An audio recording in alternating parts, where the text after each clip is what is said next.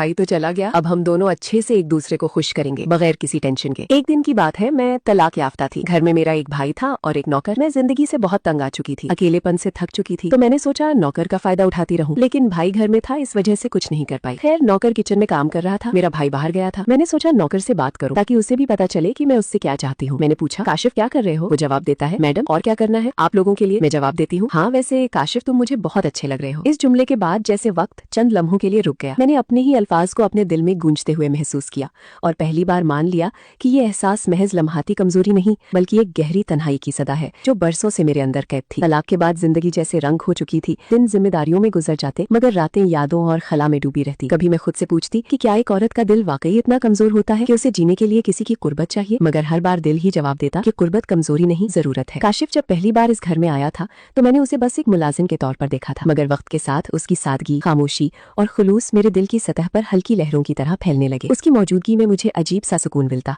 जैसे कोई है जो बगैर सवाल किए भी मेरे दिन की थकन समझ लेता है। उस दिन जब मैंने उसे कहा कि वो मुझे अच्छा लगता है तो उसकी आंखों में हैरत के साथ एक नर्म सी चमक उभरी थी, जैसे वो ये सुनने की ख्वाहिश तो रखता था मगर यकीन नहीं था कि कभी सुन पाएगा। उसके बाद हमारी बातों में एक नरमी आ गई, एक मानूसियत जो पहले नहीं थी। वो अब भी अदब से बात करता मगर उसके लहजे में एक अपनायत आ चुकी थी और मैं खुद को उस अपनायत में महफूज महसूस करने लगी थी। फिर वो दिन आया जब भाई ने बताया कि उसे 2 महीने के लिए दुबई जाना है। इस खबर ने मेरे अंदर जैसे किसी बंद दरवाजे को आहिस्ता से खोल दिया। मैंने खुद को आईने में देखा, बरसों बाद अपने चेहरे पर जिंदगी की हल्की सी चमक महसूस की। शाम को जब भाई रुखसत हुआ तो दरवाजा बंद होने की आवाज ने घर में एक नई खामोशी भर दी, ऐसी खामोशी जो खौफनाक नहीं बल्कि इम्कानात से भरी हुई थी। मैं आहिस्ता आहिस्ता किचन की तरफ गई जहाँ काशिफ बर्तन समेट रहा था। उसने मेरी तरफ देखा और उस एक नजर में सवाल भी था और इंतजार भी। मैं उसके करीब जाकर रुक गई, दिल की धड़कन तेज थी और मैंने आहिस्ता से कहा, अब तो भाई चला गया। उसके लबों पर हल्की सी मुस्कुराहट आई मगर उस मुस्कुराहट में भी झिझक की लकीर थी। हम दोनों जानते थे कि ये लम्हा महज एक जुमला नहीं बल्कि एक फैसले की दहलीज है। इस रात का इंतजार मेरे लिए बहुत तवील था। मैं अपने कमरे में बैठी रही, खिड़की से आती हवा पर्दों को हिलाती रही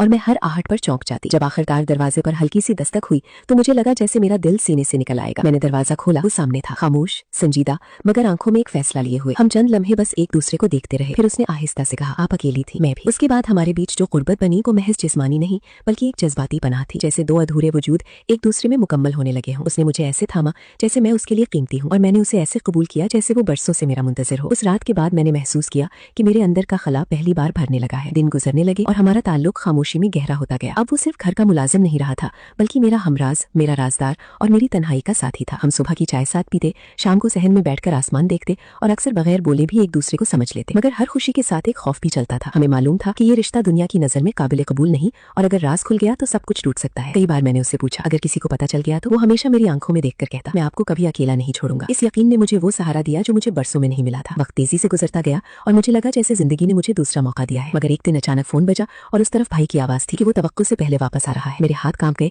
दिल में खौफ की लहर दौड़ गई और मैंने पहली बार अपने फैसलों का वजन महसूस किया। मैंने काशिफ की तरफ देखा, वो खामोश था मगर उसकी आंखों में घबराहट के साथ अज़्म भी था। हम दोनों जानते थे कि अब हमारी आजमाइश शुरू होने वाली है। भाई की वापसी के दिन घर की फिजा बदल गई।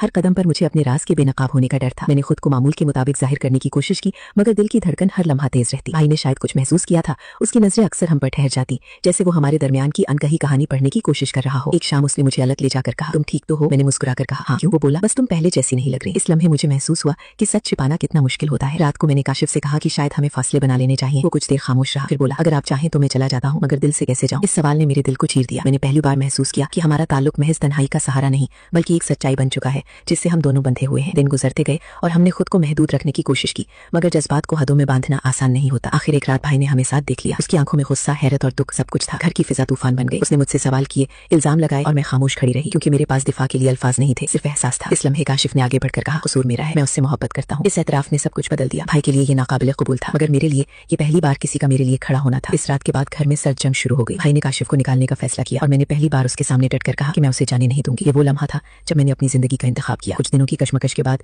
भाई ने मुझसे बात करना कम कर दिया मगर मैंने अपने दिल की आवाज को नहीं छोड़ा। वक्त के साथ हालात नरम पड़ने लगे। भाई ने शायद ये मान लिया कि मैं अब बच्ची नहीं बल्कि अपनी जिंदगी का फैसला करने वाली औरत हूँ। काशिफ ने घर में रहते हुए भी फासले का एहतराम रखा मगर हमारे दिलों की कुर्बत कायम रही। महीनों बाद एक दिन भाई ने खामोशी से कहा, अगर तुम खुश हो तो मुझे एतराज नहीं। इस जुमले ने मेरे दिल का बोझ हल्का कर दिया। मैंने पहली बार खुलकर सांस ली। उसके बाद हमारी जिंदगी ने एक नया रास्ता इख्तियार किया। हमने समाज की नजरों से ज्यादा अपने दिल की सच्चाई को अहमियत दी। मैंने महसूस किया कि मोहब्बत हमेशा आसान रास्ता नहीं देती मगर अगर सच्ची हो तो आखिरकार अपने लिए जगह बना लेती है। आज जब मैं माजी को देखती हूँ तो मुझे अपने फैसले पर नदामत नहीं बल्कि सुकून महसूस होता है क्योंकि मैंने तन्हाई से समझौता करने के बजाय जीने का इंतखाब किया था और काशिफ वो शख्स निकला जिसने मुझे दोबारा महसूस करना सिखाया। हमारी कहानी शायद रिवायती नहीं थी मगर सच्ची थी और कभी कभी सच्चाई ही सबसे बड़ी ताकत बन जाती है।